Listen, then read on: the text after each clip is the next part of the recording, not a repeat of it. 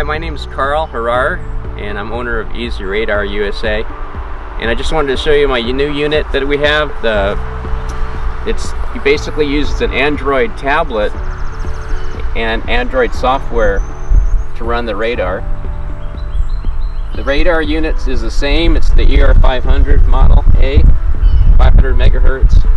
It can see about 10 to 12 feet in dry soil, about 6 to 8 feet in clay soil. Right now I have attached to it what I call the drag encoder. The purpose of the encoder is to only take data when you move.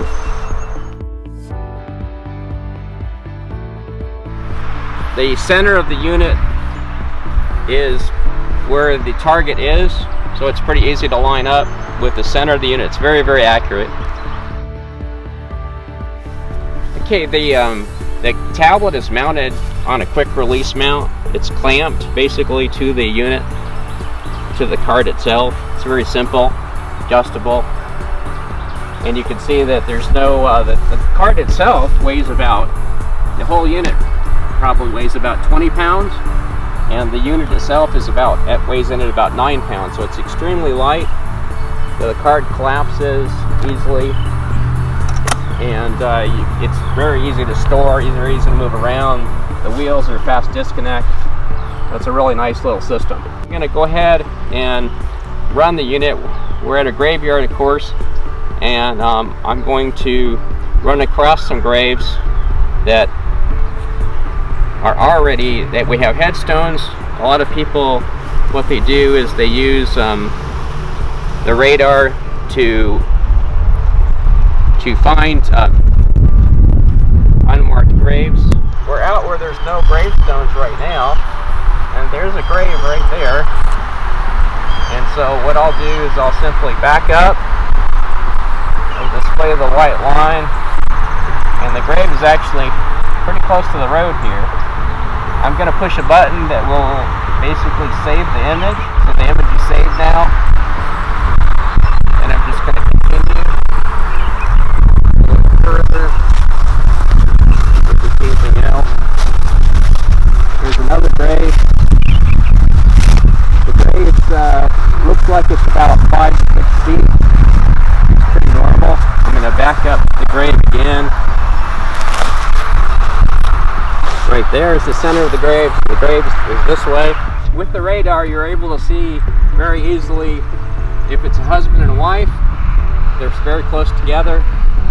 If it's a wife, a woman with her baby, you can see that you can basically make out really easily if it's a smaller grave. So you'll be able to make out quite a bit of detail. You can also, as you see this graveyard, looks like there's a lot of headstones missing, which there are, so it's very easily to see the headstones and to mark those. It's amazing how many unmarked graves there are in a cemetery. There can be literally hundreds. I'm going over quite a few right now. What I've done is I've changed the encoder to the card encoder. Primarily, the card encoder will be used obviously with the cart. Just going to go back on the same path, and it's right now the grave's at the center of that. Just to give you an example, you should always take images of existing graves, and that way you'll know how they look. So we have the drag encoder hooked back up to the unit, and we have the drag mount or the drag pole connected, and they're both connected with fast disconnect stainless steel military quality pins. So also the handle breaks down into 3 pieces, so it breaks down into less than 24 inches in length. And you can see the tablet is mounted with the same mount. I use the same mount that I used for the cart. The unit pulls very easily, and we're just scanning the ground right now. Just went over that grave. Oh, there's the grave right there. Okay, I'm going to back up now to pinpoint the grave.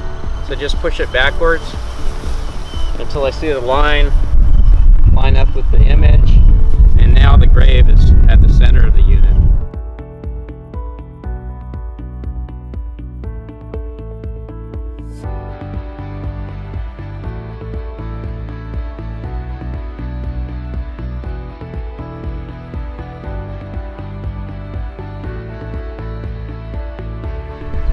Just wanted to show you a couple of things I found with the radar.